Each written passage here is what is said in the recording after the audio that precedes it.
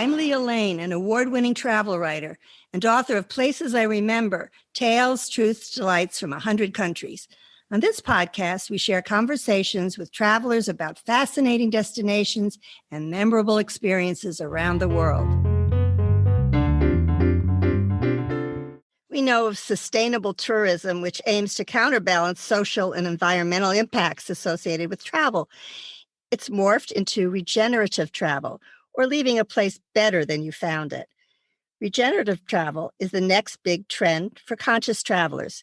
It tries to ensure that the benefits contributed by visitors outweigh the resources they consume.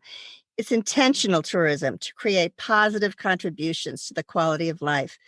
We'll discuss this new awareness and later talk about places in the world with our guest, Paul Melhus, CEO and co-founder of Tours by Locals, with offices on 4 continents serving over 1.5 million travelers and currently providing meaningful work opportunities to 4,700 local guides around the world.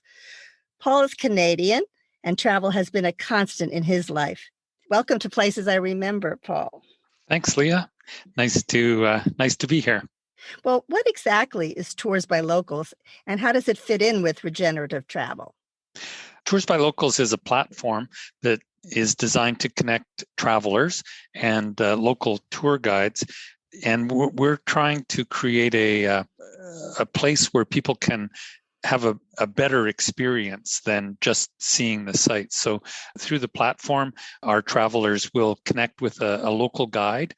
They'll take a look at the various tours that they offer, pick one that kind of tweaks their interest, and then through the platform, they can customize the experience.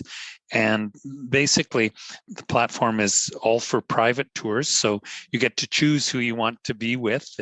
It's not you with 40 other people on a big bus. It's typically 3 to 4 people is our average group size, and the tour guide. And we are in 193 countries around the world, so something like 1,500 destinations, all of the usual suspects, Rome, Paris, lots of smaller ones as well. You can go to the Faroe Islands, Whitehorse in the Yukon, some of the smaller places that maybe don't come up on people's travel radar. So, and it is our goal actually to kind of offer private tours everywhere people travel. So we've still got a lot of work to do. I believe there's around 3,500 destinations that we want to include on the platform, and we have a whole team that's dedicated to building out the number of tours on the site. Great, you're thinking big. I like that. Indeed. Now, how did Tours by Locals start? The initial idea for it was in the year 2006. My partner and I, Dave Vincent, who's actually the CTO of the company, were traveling to China, and we were in Beijing. It was the last day of our stay there, and we still hadn't seen the Great Wall. So it was figuring out how to do that was really important to us. If you've been to Beijing, you know that you can access the wall at a number of locations. The typical one for people is called Badaling, but it's like the Disney version of the Great Wall. It's been all fixed up, and there's the tour bus parking over here and the great hordes of travelers going to see it. Well, that really has zero interest for us. So we hired a guy to take us out to a place called Simitai, which is about 2 hours out of Beijing. And as we were walking to get onto the wall, we passed a group of, I guess, maybe 20 Chinese women, and 2 of them kind of came off after us. And, while we're walking around, kind of just looking at the sites, they introduced themselves, and they actually spoke pretty good English.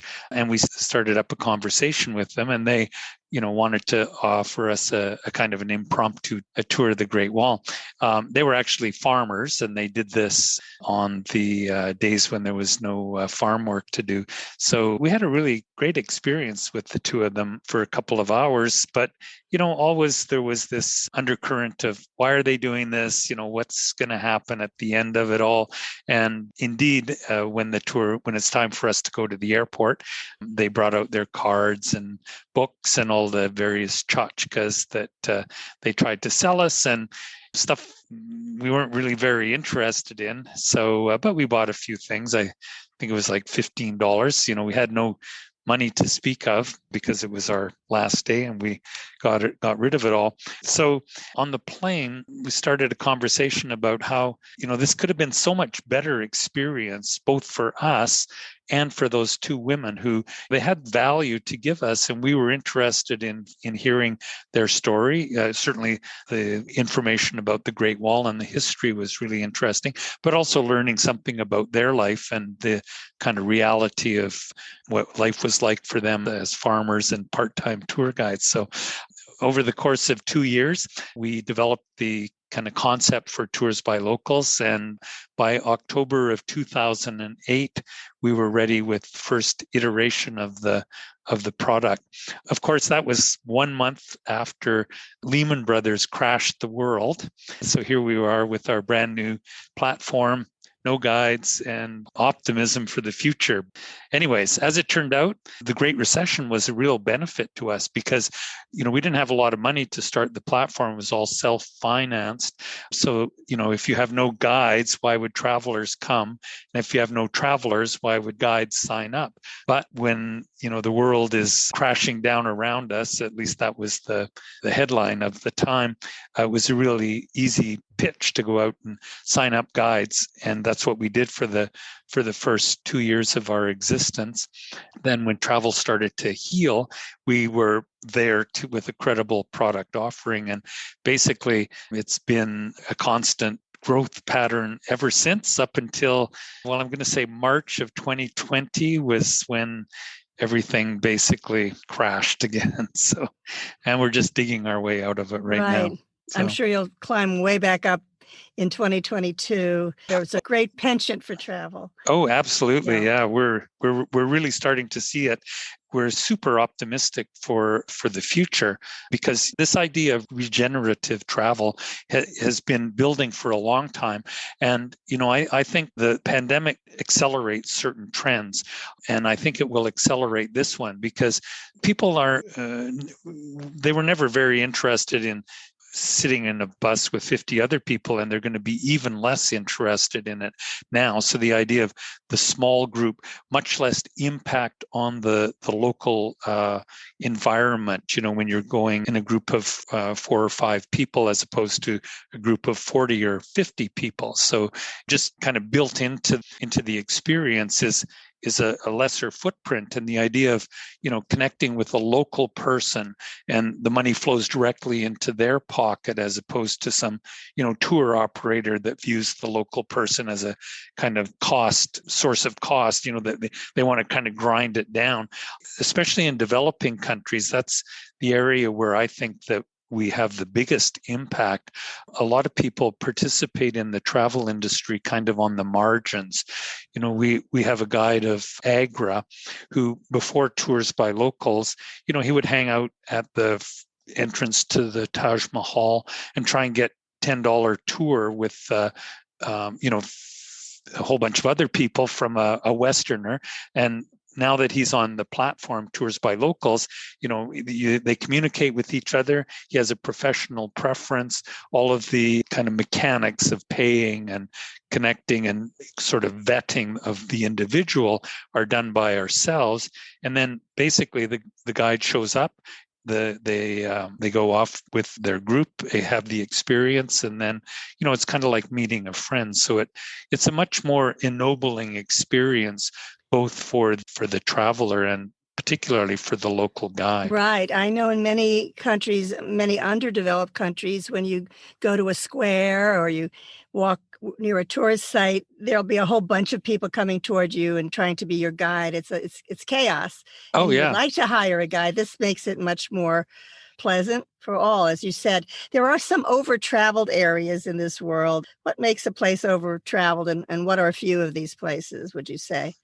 Oh, well, certainly it's probably much less of a problem right now than it used to be, unfortunately, but definitely just the sheer impact of too many people at at one time. Venice is a classic example of that. But, a lot of these smaller places, like where the big cruise ship comes into port, 5,000 people descend on the destination, and then they all leave. That's a real problem. There is a tendency, or there will be a tendency for that to kind of reappear as the world heals. And that's been one of the things that we've been working very hard on during the pandemic, is to try and fill out some of the other destinations that are maybe close by, but rather than going to Venice, why not go to Verona? It's super interesting place. People kind of avoid it, or it's not nearly as popular as Venice, but we've tried to get guides in some of those smaller destinations that are close by the main places that everybody wants to go, so that we can offer a better experience in the smaller destinations. Right. I happened to write a piece for Forbes.com just about this, and some of the under-traveled areas were based on data, were Cambodia, whereas Thailand and Vietnam are much more crowded and popular with tourists. Cambodia is less so. Uruguay was mentioned as one where people go to other countries nearby and have not gone enough. They have the facilities, but they're not, using them as much. And a couple of the others, Albania, Jordan, the Seychelles, and Macau. But there are many like that where people are ready and the tours are ready, but the people aren't coming as much as they are to neighboring countries, as you said. Yeah, those are all destinations where we have guides, by the way. Of course, that's terrific. That's why you're here. Yeah. Can you please give us some tips for making safe and sustainable travel plans as we travel more and more in the coming months? Well, certainly it's important to be aware of your destination and that, or what's going on, because it can change from fairly quickly. And so that's one of the benefits of connecting with a local guide, because they have the knowledge about what's actually happening on the ground. But I guess the biggest thing that we might like to suggest is maybe a slower travel. And, rather than just trying to hit 5 different destinations in a week, spend the whole week in one place or 1 or 2. And then the other thing would be to travel in February, or rather, I should say, whatever February happens to be for the place that you're going. So, the off season, like Barcelona is awesome in February. The temperature is in the mid teens, I guess, which in centigrade is not too bad. It's sunny, it's beautiful, and there's nobody there, so you'll have the place to yourself. So I think that would be the best thing, is to try and avoid the crowds. I mean, it's less crowded right now than it has been.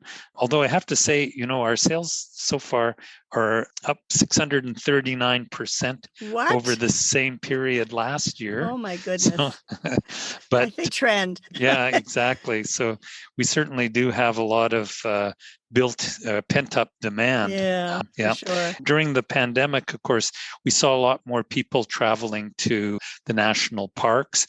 We were trying to get people out of Yellowstone and into some of the smaller places that are equally as interesting. We have an episode on that. There are so many wonderful parks, and they are, many of them, empty compared to the big ones. Yeah, exactly. Excellent. So I would also add, maybe consider the most eco-friendly way of getting to your chosen destination. For example, if you fly, you can sign up for a carbon reduction platform to help offset your flight's carbon footprint, and donate to certified eco projects, just something to try to mitigate.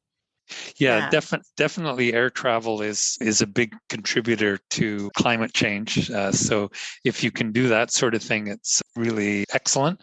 But again, probably flying less, staying longer would be a really good thing to do. I think that's a win-win, because there's nothing lovelier than staying for a while and feeling a place and feeling the sense of place that you get when it's slow travel. I love absolutely. It. Yeah. And now I know that you collect travel data. So tell us about 2022 travel trends. What are a few of them? It's really changed a lot over 2020 and 2021. What we're really seeing is a return to Europe. In 2021, the top destinations for us were places like Boston, Charleston, the national parks, Hawaii, and our sales in those areas have remained consistent. But what's happened is that the usual Europe has really taken over. So our number one destination for 2022, based on bookings so far in this year, is Rome, and that's followed by Amsterdam, Athens, Paris, which Paris, it's a bit of a surprise. Usually it's a toss-up between, is it going to be Rome or Paris that is vying for the top spot? But now we've got people going to Amsterdam, maybe a little bit smaller destination, Athens, and then, London, the Amalfi Coast, Lisbon. These are all European destinations that are super popular. But what we're seeing is that these bookings are for earlier in the year, not so much out into June and July and August, which is kind of the high travel season. So people are they can't wait. They want to get there before the summer. Yeah, well, and it's what we encourage anyways, because we want people to go when there isn't, when nobody else is. That's right. That's our balance mantra. It out. Balance is the key to life. Yeah, exactly. How about increasing bookings across South America and Asia? Yeah, South America has started to pick up, not to the same extent as Europe. A lot of places have just recently opened up. Like, for example, Argentina and Uruguay just opened themselves for travel starting in November. And I think, even though, people could book and with the expectation that they would be able to travel a little bit later, they typically won't do that until the place is actually open. They can do so because, if the cancellation policy is very flexible, so they will get they would get a refund anyways if they couldn't go. But we've started to see Ecuador, Buenos Aires, Mendoza pick up. And again, you mentioned Uruguay, so there's some people going to Punta del Este and Montevideo. So those are wonderful places to visit. Yeah, certainly it's a great, if you want to get away from the cold of the north, that's the time to go. Absolutely. Yeah. Now, I know you've traveled the world, Paul, so let's share some travel stories, a few of your favorite places that you can think of that maybe have stories to share. Well, of course, I already mentioned about the origin story of Tours by Locals. That was pretty life-changing for me. I guess being Canadian and growing up in the Canadian North, I've always had an affinity for the North. So I really would, one of the things that I'd like to recommend to everybody is that you should fly to Whitehorse in the Yukon, Canada's Yukon, rent an SUV, and then drive from there to Tuktoyaktuk, which is on the Arctic Ocean. It's about, I'm going to say, 1,300 kilometers. Wow. And of course, you want to take a little side trip to Dawson City, and you have to go to the Diamond Tooth Gertie's there, and the hotel, and taste the sourdough cocktail. Have you heard of that? Sourdough cocktail? Sourdough cocktail, yeah. Can you explain that one, please? Oh, sure, yes. So basically, it's cold in the north, and people do get frostbite. So I don't know how this got started, but anyways, some guy donated his big toe that had got amputated because it was, it had too bad a frostbite, and so they preserve it in salt at this hotel, and you go there, and there's the toe captain is there, and basically you buy a shot of whiskey. He puts the toe into the whiskey, and then you have to drink it. And the poem is, drink it fast, drink it slow, your lips must touch the gnarly toe.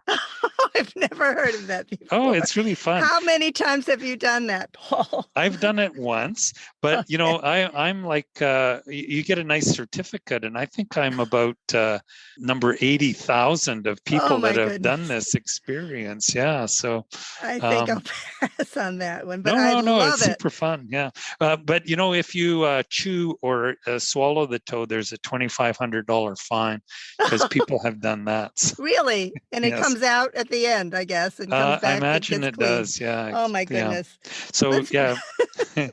Anyways, that's a 3-day detour to Dawson City and the gold mining center of the Yukon, and then drive on the Dempster Highway. It's fantastically beautiful. The engineers who designed the highway, I feel, must have been poets, because they couldn't have picked a more picturesque route through the north, and it's really, really worth. Give us another one with another digit. Yeah, exactly. So, yeah, and then of course, when you get to Tuktoyaktuk, you really ought to go swimming in the Arctic Ocean. How cold is that? Well, salt water doesn't freeze at zero, so the average surface temperature of the ocean there is about -1 degree centigrade. So what would that be in Fahrenheit? That's about 30 degrees? Yeah, 30. Something like that. Yeah. Yeah, you don't go for too long, but it's worth a quick dip. I like your trips, Paul. So that's pretty memorable. Some of the other things that kind of come to mind would be going to the Highlands in Scotland. I think you've probably been there, eh, Leah? Oh, yes. Yeah. And, this kind of popular now because of the Outlander series. That's based on real things, and it's pretty interesting to go to some of those old Druid standing stones and be there with a local guide and kind of experience what people thousands of years ago were creating for us to enjoy today. That's it's no definitely toes too. I like this one. No toes, no. Historically beautiful. Yeah, exactly. How about somewhere else? Well, when I'm just kind of recollecting some of my favorite destinations, memorable ones, I have to remember going to Rome a few years ago with my two sisters and kind of recreating a trip that I did with my parents, probably 10 or 15 years previous to that, and walking around the Forum and spending an hour trying to find that one place where my mother sat, because it was super hot in Rome at the time, and a little alcove that she sat, and I have this picture of her. And so it was really nice to be able to discover that and share that with my two sisters. So that's a beautiful memory. Yeah. I love it. Travel. That's what travel brings us. Yeah. Oh, yeah, absolutely. Amazing. Yeah. Well, the name of the podcast is Places I Remember. So, Paul, please give us one of your very favorite travel memories to end. Oh, sure. That would have to be our trip to Buenos Aires in 2012. We actually went down there to meet up with some of our guides, and there was one in particular. His name is Luciano. He gave us a tour of the city, which was awesome. He was one of our best tour guides in Buenos Aires. And then after we'd finished our tour, he invited us to go to dinner with him, which we did. I picked a fantastic restaurant. But over the course of the next few years, we corresponded with Luciano and had a need for him for somebody to look after our guides in South America. So we hired this tour guide as our sort of business development person for South America. And over the course of, I guess, about 5 years, he took increasingly more senior roles in the company, and he's now the president. So he's the president of the entire company. Yeah, exactly. Yeah. What a great dinner for him. Yeah, it worked out pretty well. It certainly was. That's the kind of thing that sometimes happens to you when you get out and travel. You have these unexpected consequences that sometimes they're good, sometimes they're bad, but they're always memorable. So absolutely, you've got to get out and go to have them. Yeah. And that's the great thing about travel. You never know. Thank you very much, Paul Melhuis, CEO and co-founder of Tours by Locals. We all need to be aware of our planet, and regenerative travel led by companies like yours is the way to go now and in the future. And I'm going to remember your story of Whitehorse forever. Thanks. Well, thanks very much, Leah.